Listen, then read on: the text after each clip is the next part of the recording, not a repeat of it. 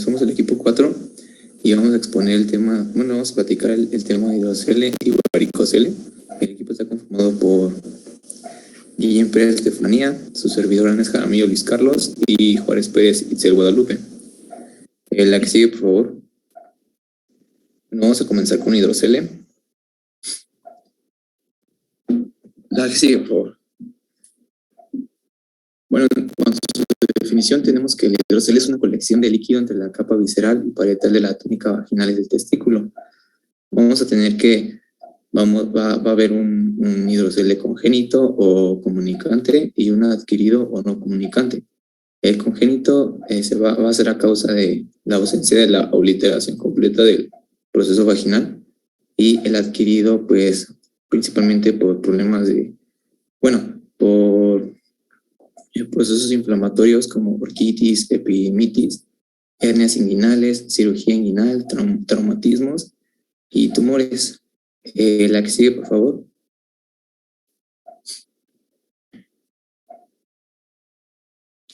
Y bueno, en cuanto a los tipos de hidrocele, en cuanto al hidrocele escrotal, tenemos, como les había comentado, el comunicante y no comunicante.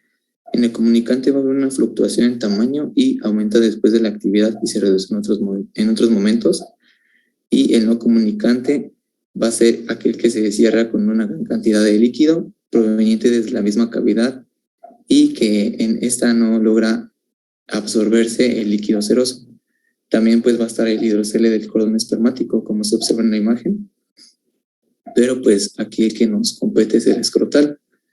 La que sigue, por favor. En cuanto a la epidemiología, tenemos que estos persisten del 80 al 94% en los neonatos y en el 20% de los adultos. Alrededor del 20% de los varones tienen un proceso vaginal permeable a los 2 años de edad. Además, se sabe que el 10% de los tumores testiculares se presentarán con un hidrocele, y pues el cáncer testicular se encuentra relacionado con epidemitis, trauma testicular e hidrocele. Es por eso que es importante hacer el diagnóstico de hidrocele, porque en algunas ocasiones pues está relacionado con el cáncer testicular. Y la que sigue, por favor. Y bueno, tenemos en cuanto a la fisiopatología del comunicante, que para la semana 12 los testículos alcanzarán la región inguinal. Para la semana 28 los testículos descienden al anillo interno inguinal, y para la semana 33 los testículos alcanzan el escroto, guiados por el proceso vaginal y el gubernáculum. El proceso vaginal es una vaginación del peritoneo en la región inguinal, que va a estar pues acompañado del gubernáculum, este proceso vaginal. La que sigue, por favor.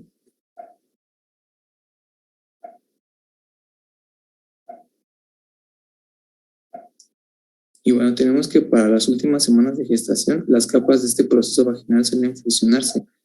Esto va a causar la obliteración de la comunicación desde la cavidad peritoneal a través del conducto inguinal hasta el testículo. Y pues cuando este no logra pues obliterarse, como se observa aquí en la imagen, nos va a causar un hidrocele comunicante, porque pues este conducto va a permanecer permeable, al menos en el comunicante. Esto explica la fisiopatología del comunicante, o más bien por qué se le dice comunicante, porque pues el proceso vaginal va a estar permeable y nunca se va a obliterar. La que sigue, por favor. Y bueno, en cuanto al no comunicante, tenemos que, pues como les había comentado, son por procesos inflamatorios, y va a haber un desequilibrio en cuanto a la secreción y la reabsorción del líquido seroso del peritoneo. Es por eso que, pues en el no comunicante, a pesar de que no va a estar obliterado el proceso vaginal, pues va a haber un desequilibrio más bien en la reabsorción y en la secreción y la reabsorción del líquido seroso del peritoneo. La que sigue, por favor. Y bueno, aquí les puse una imagen de cómo se observan los tipos de hidrocele. En la figura número 1 tenemos el normal, en donde se encuentra obliterado el proceso vaginal. En el 2, pues, va a ser un hidrocele no comunicante, probablemente el paciente sufre de algún problema inflamatorio y también en algunos casos hay una obliteración tardía y se cierra con una cantidad de líquido ceroso y también provoca el hidrocele no comunicante. En la imagen 3 tenemos el hidrocele comunicante en el cual persiste el proceso vaginal permeable, nunca obliteró. Y en el 4 un hidrocele en el cordón espermático. Así es como se observa. La que sigue, por favor.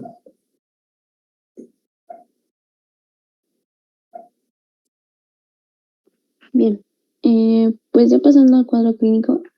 El cuadro clínico y pues el diagnóstico se van a hacer juntos porque es más que nada clínico el diagnóstico. Y bueno, se realiza al detectar un aumento del volumen escrotal, se va a detectar una masa intraescrotal redonda. Este va a permitir la transiluminación. Como ya nos habían comentado en algunas exposiciones antes, pues es recomendable realizar esta transiluminación con las luces del cuarto de exploración pues apagadas, colocando la fuente de luz por debajo del saco escrotal, con lo que pues va a tomar una apariencia rosada. Este no va a ser doloroso y es irreductible. Bueno, los hidroceles no comunicantes pueden descubrirse después de traumatismos menores, también de torsión testicular, de epididimitis o cirugía de varicocele. Es posible que también se presenten como recurrencia posterior a la reparación primaria del hidrocele comunicante. En el paciente adulto, pues como ya sabemos, va a ser un hidrocele idiopático. Bueno, sin embargo, puede ser secundario igualmente a orquitis, epididimitis, traumatismos o a infecciones tropicales. También se puede asociar con una hernia inguinal o con tumores de la región paratesticular. Por esto, pues se debe investigar pues la posibilidad de que el hidrocele sea secundario o que esté asociado a otras patologías. Bueno, en cuanto al hidrocele comunicante, se debe considerar el diagnóstico cuando hay una historia de fluctuación en el tamaño de la masa testicular, como ya nos comentaba también mi compañero esto. Usualmente está relacionado con la actividad. Generalmente es más grande cuando el paciente está de pie y disminuye por la noche cuando se está en posición supina. Bueno, como igual ya nos comentaba nuestro compañero, pues este va a ser debido a un proceso vaginal persistente que se va a presentar como un edema fluctuante. También va a tener una transiluminación positiva, igualmente va a ser no doloroso, y en la exploración física va a haber detección de líquido reductible y una palpación del testículo normal. Siguiente, por favor. Bueno, ahora vamos a tener al hidrocele que son del cordón espermático. Estos se presentan como un aumento de volumen que van a ser transiluminable, móvil e indoloros en el canal inguinal o en el escroto superior. Vamos a tener una variedad que es enquistada y la otra funicular. En la variedad enquistada va a ser, pues, como su nombre lo dice, como un quiste o como una bolsa de líquido delimitada y transiluminable que va a estar situada en cualquier parte del cordón y que no va a comunicar con la cavidad peritoneal de la túnica vaginalis. Este se va a considerar como un hidrocele no comunicante. En cuanto a la variedad funicular, se va a presentar como una colección de líquido a lo largo del cordón, que sí se comunica con la cavidad peritoneal,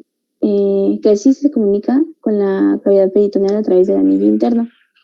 El tamaño de la colección pues va a cambiar con el aumento de la presión intraabdominal y este se va a considerar como un hidrocele comunicante. En este caso, tenemos que se debe descartar una hernia inguinal indirecta asociada. Siguiente, por favor.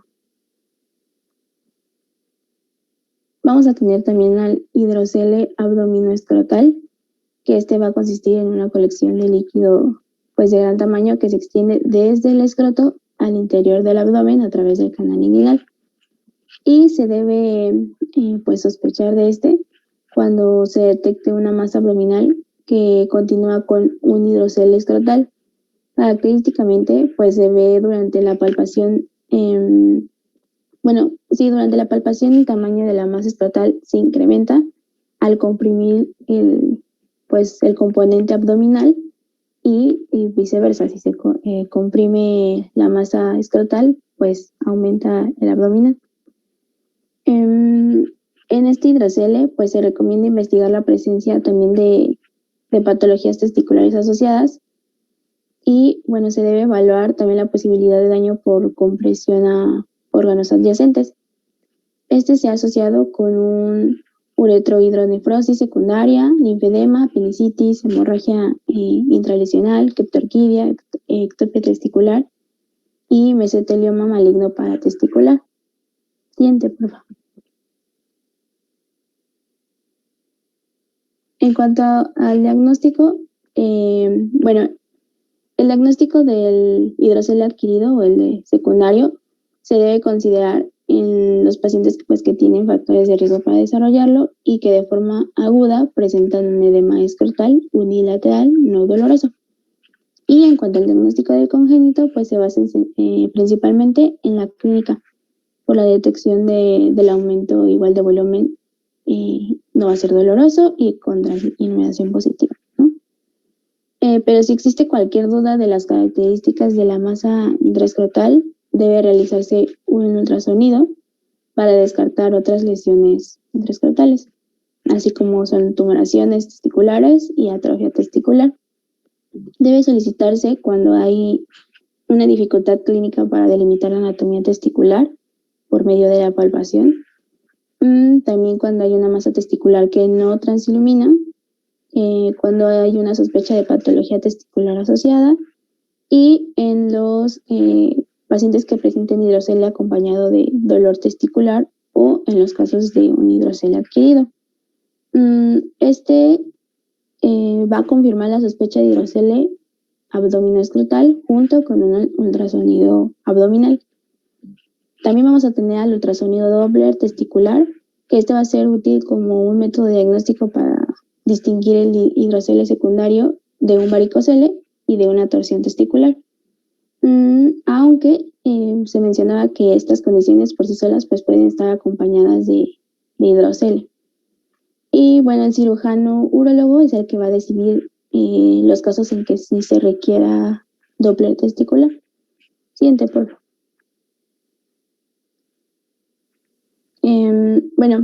El ultrasonido va a tener cerca de 100% de la sensibilidad para la detección de lesiones intraescrotales y en la mayoría de los casos va a ser el único estudio utilizado. En el examen se va a encontrar una masa quística con un contenido anecoico homogéneo y apariencia en reloj de arena, como se ve muy bien en estas tres imágenes. De un lado se ve el testículo y del otro lado pues se ve muy bien el líquido o el hidrocele, ¿no? Siguiente, por favor.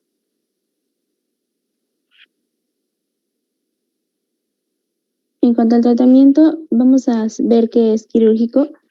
Los hidroceles congénitos frecuentemente pues se resuelven espontáneamente antes de los 2 años de edad, en la mayoría de las casos, en el 80%. Sin embargo, pues puede aparecer a cualquier otra edad. Y en los pacientes con hidrocele idiopático, que sea asintomático y con un volumen mínimo de líquido escrotal, que no esté a tensión, no requieren tratamiento. El abordaje quirúrgico va a depender pues de la variedad del hidrocele y se recomienda abordaje inguinal en casos de que esté un hidrocele de cordón espermático con la variedad funicular asociado a una hernia, o con un hidrocele comunicante asociado con hernia inguinal y el hidrocele abdominoescrotal. Y bueno, se recomienda abordaje escrotal cuando se trata de un hidrocele no comunicante o de un hidrocele de cordón espermático que sea de variedad enquistada. Siguiente, por favor.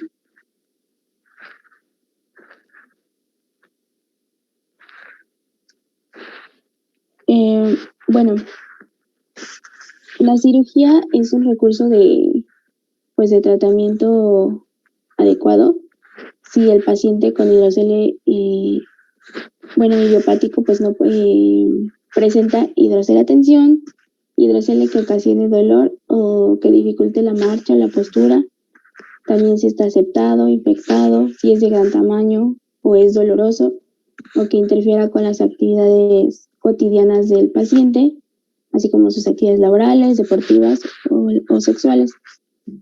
El tratamiento de elección va a ser la escisión quirúrgica del saco de hidrocele, porque, la simple aspiración generalmente no es como muy satisfactoria debido a que pues puede haber una rápida acumulación de líquido de nuevo.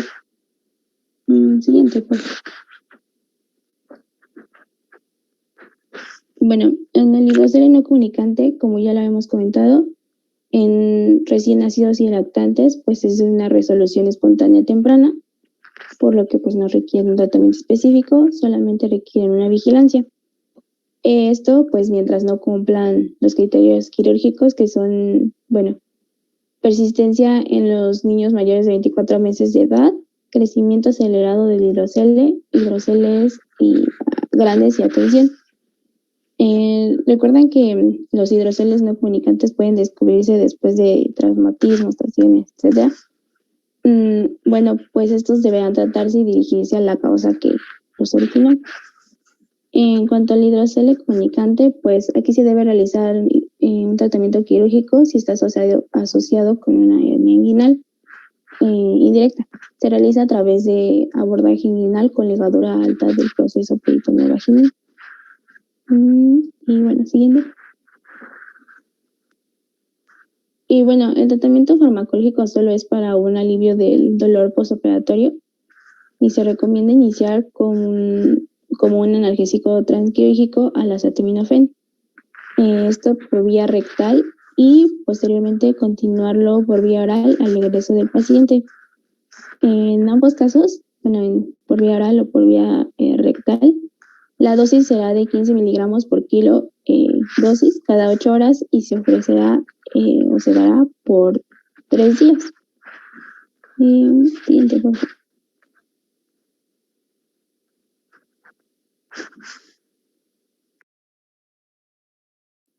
Y vamos a continuar con el varicocele. Este se define como una dilatación venosa normal y o tortuosidad del plexo pampiniforme en el escroto. Esta enfermedad nos va a predisponer a otras complicaciones, como por ejemplo a la infertilidad, que es lo más importante de este padecimiento, pero lo veremos más adelante. La que sigue, por favor. En cuanto a su epidemiología, vamos a ver que el varicocele tiene una incidencia del 10 al 15%. Esta aumenta al 56.5% en su prevalencia cuando existen familiares de primer grado con varicocele. En infancia es muy baja la frecuencia, teniendo así su mayor prevalencia durante la adolescencia, en donde se han reportado cifras del 21 al 54%. Esta, como ya lo comentó mi compañero, es la causa más frecuente de infertilidad masculina, reportándose hasta en un 70% de los casos, y se presenta de un 15 a un 20% en adolescentes y adultos asociados a infertilidad, y en total pues existen reportes de un 40% de individuos con infertilidad en todo el mundo. El testículo más afectado es el izquierdo, reportándose en cifras de 78 a 93%. En cuanto a su clasificación, vamos a ver que se puede dividir en primario y secundario. El primario también es llamado idiopático y se va a presentar comúnmente en pacientes de 9 a 25 años. Y el secundario va a ser provocado o asociado a lo que son masas abdominales, hepatomegalia e hidronefrosis. Y este se da más común del lado derecho a comparación del primario, que se da tal y como lo indica su epidemiología del lado izquierdo. En su etiología vamos a ver que existen 5 causas principales para que esta patología se pueda desarrollar.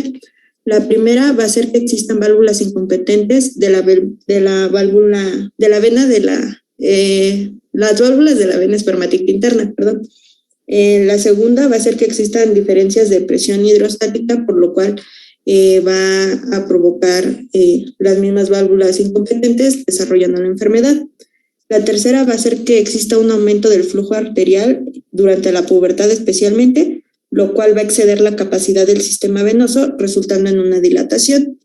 La cuarta causa va a ser por algo que se llama efecto cascanueces, y esto se refiere a que hay un aumento en la presión venosa de la vena renal izquierda junto con la desembocadura directa en la vena espermática de ella, por lo cual va a propiciar el desarrollo de la enfermedad. Y la quinta va a ser por una alteración o ausencia de las fibras musculares lisas.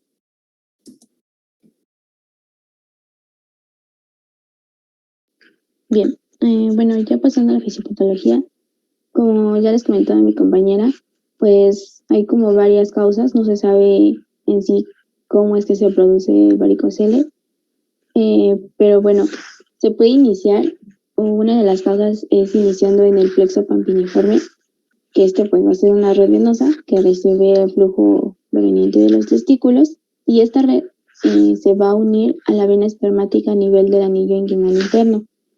Se dice que el proceso patológico que causa el varicocele va a ser la dilatación de la vena espermática interna y un reflujo sanguíneo secundario a esta dilatación a nivel del plexo pampiniforme. Menos frecuente, pues puede ser causado por una compresión externa de la vena renal izquierda o la vena espermática ipsilateral. Esto por tumores o malformaciones anatómicas, lo que pues va a impedir un drenaje venoso testicular. Y pues también mencionaban que por este motivo pues va a ser importante tener pues como presente que el varicocele unilateral derecho pues va a obligarnos a un estudio radiológico a nivel abdominal. También pues la vena espermática interna izquierda drena en la vena renal o en la vena suprarrenal, como ya lo decía mi compañera, que sería el efecto cascanueces. Este drenaje es poco frecuente en la vena espermática derecha, que drena en la cava inferior, lo que pues justificaría un poco que el varicocele sea mayormente izquierdo. Bueno, la longitud de este drenaje se va a condicionar una diferencia de presiones que aumenta el riesgo del varicocele. Se dice que si a una mayor altura hay más prevalencia de la enfermedad. También puede haber una incompetencia, como ya les mencionaba igual mi compañera, o una ausencia de las válvulas venosas que haya a lo largo del cordón espermático, por lo que no hay un flujo adecuado. Entonces hay una acumulación de sangre y pues por lo consiguiente hay una dilatación de las venas. También puede haber variaciones en el drenaje de la vena espermática interna, ya sea por conexiones alternativas o accesorias. Con el flujo venoso sistémico, el cual pues no va a tener un mecanismo antirreflujo, por lo que pues igualmente va a dar esta acumulación. Siguiente.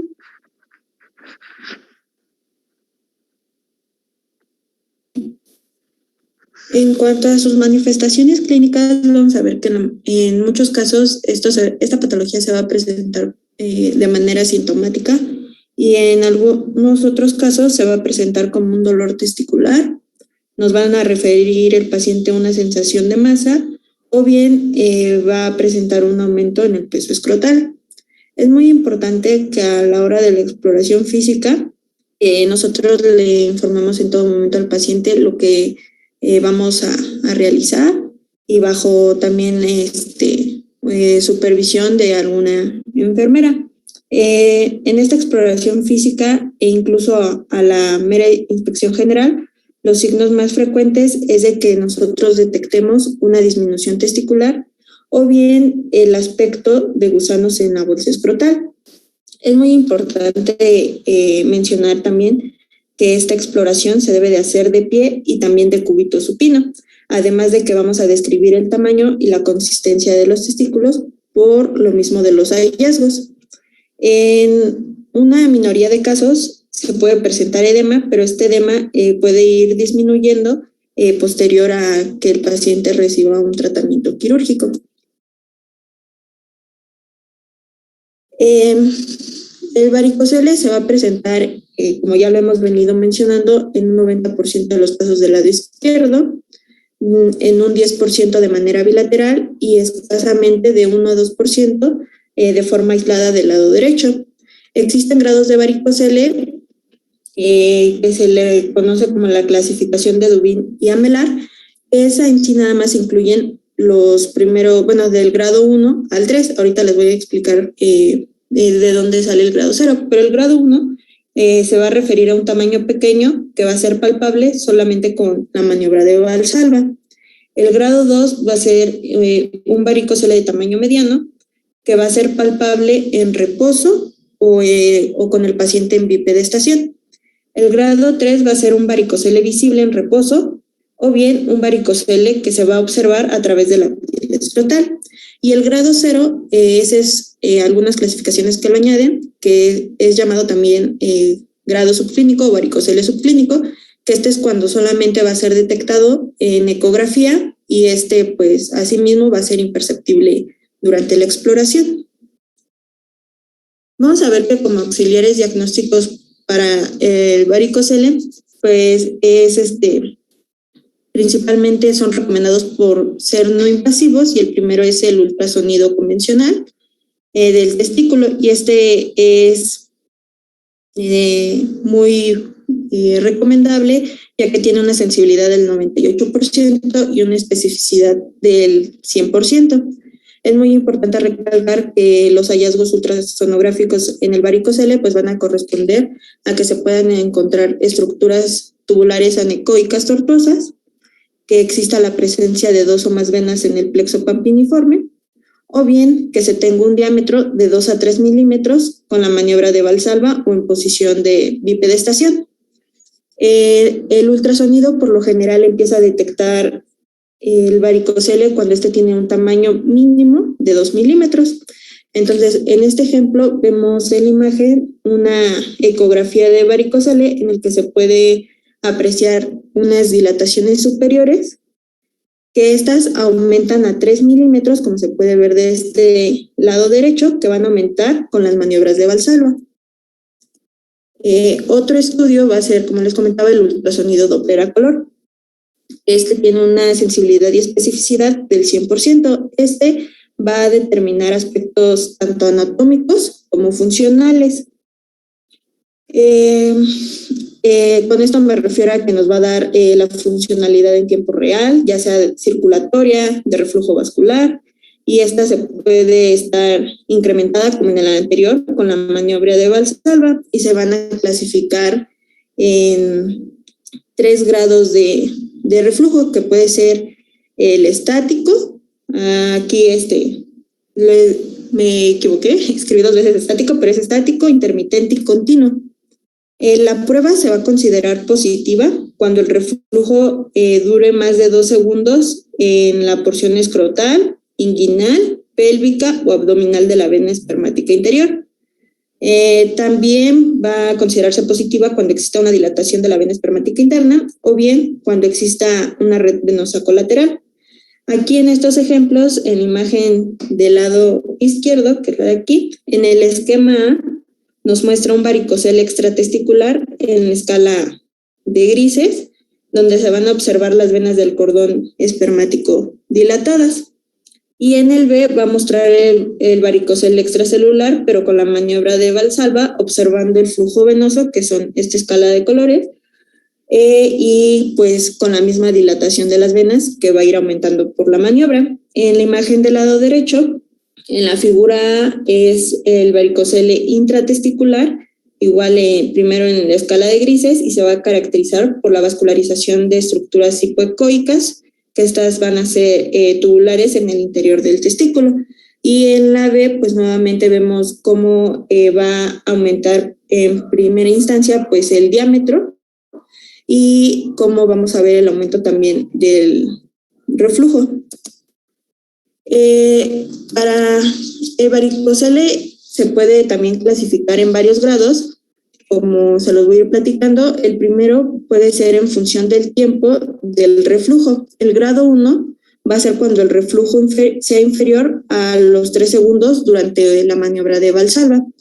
El grado 2 va a ser cuando el reflujo esté entre 3 y 5 segundos.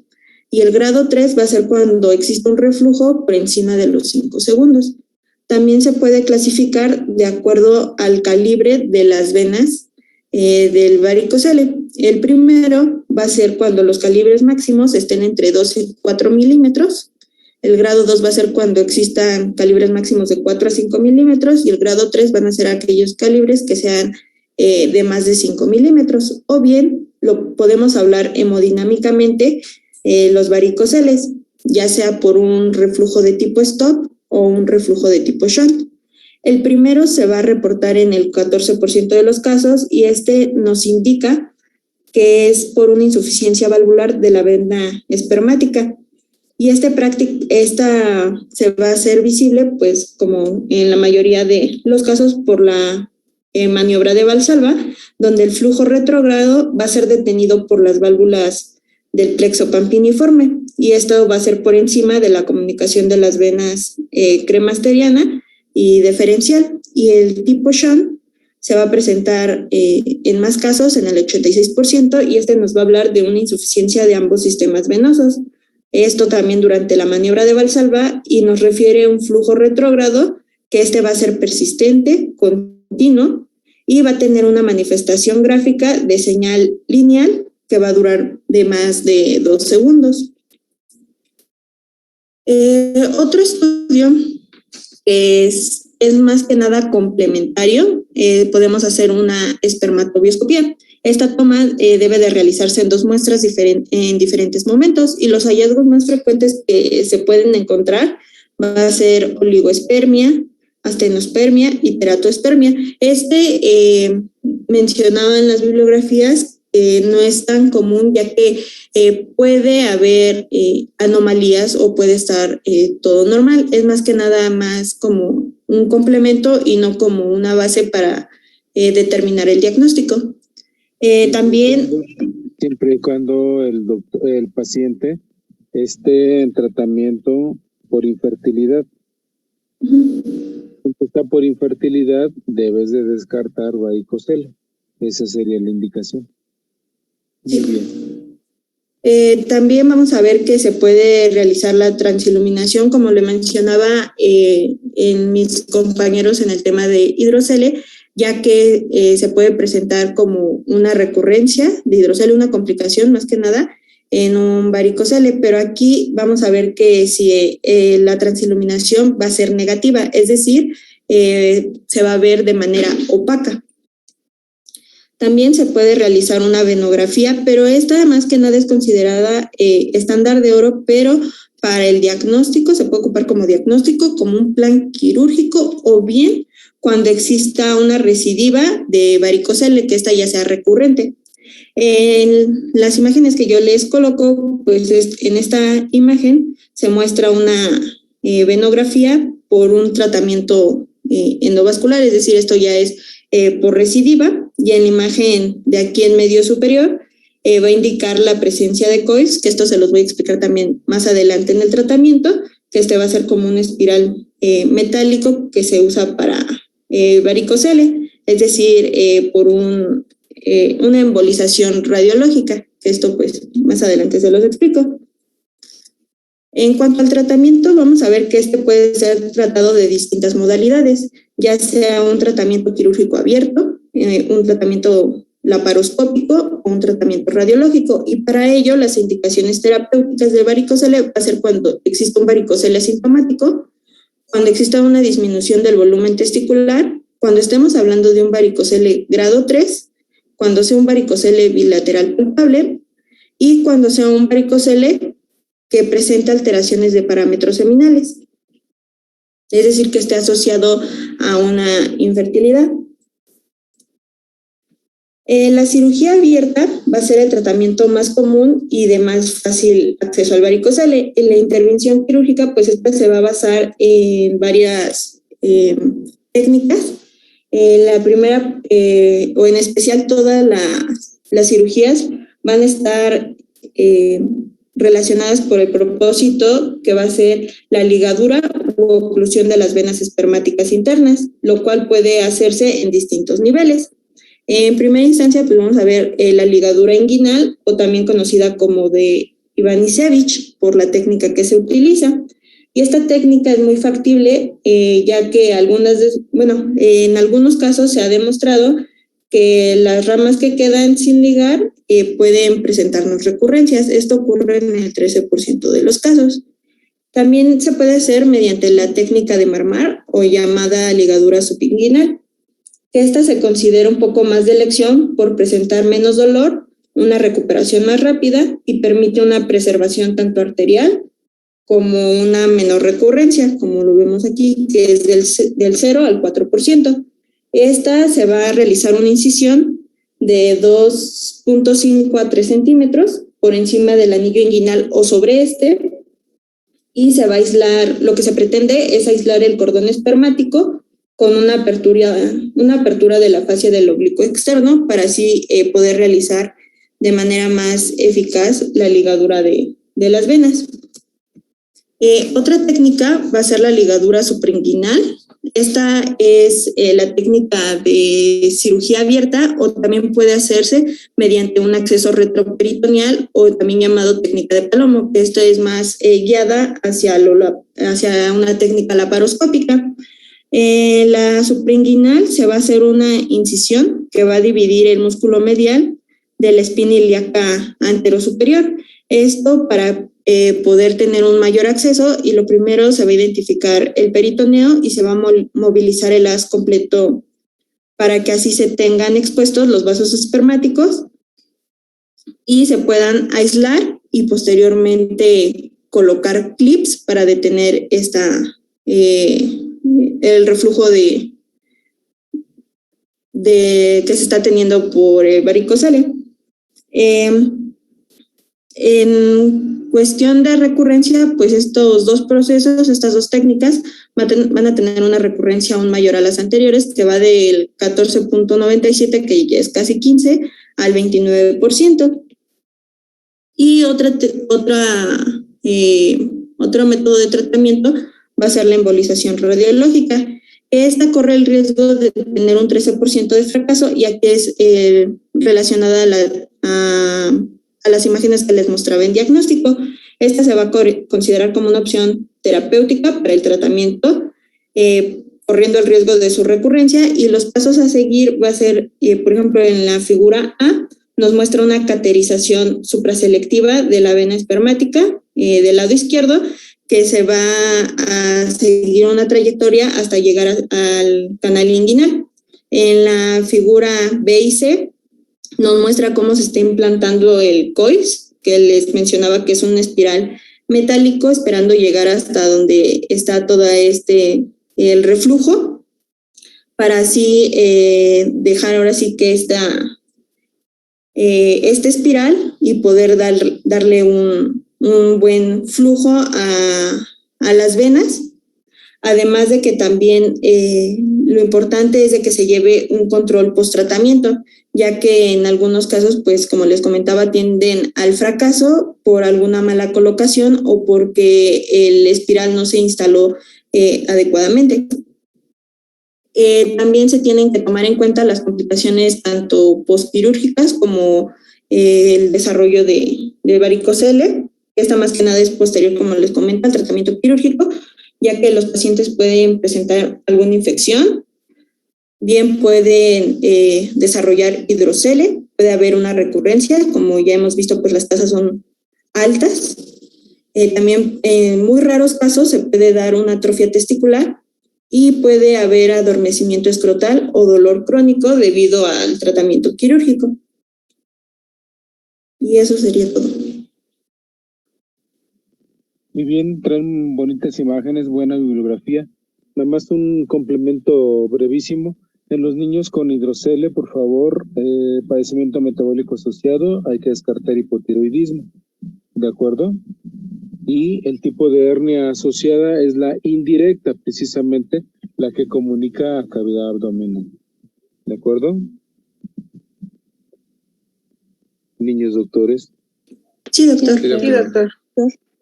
Perfecto, buen material. Los felicito. Entonces nos vemos mañana. Sí, doctor. Sí, doctor. Gracias, doctor.